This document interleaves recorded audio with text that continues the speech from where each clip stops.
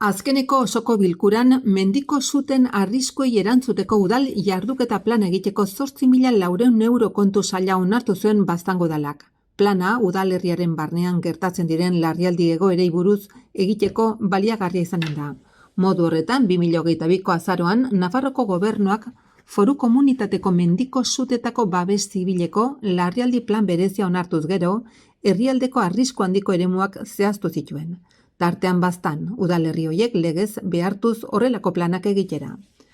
Jarduketa plan honekin Baztango udalak lurraldearen azterketa eginen du, mendiko zute arriskuen azterketa, baliabideen katalogazioa eta zehaztu eta finkatuko ditu tokiko antolaketa jarduketa prozedurak, prebentzioko neurriak eta herritarrek informatu eta komunikatzeko ekintzak.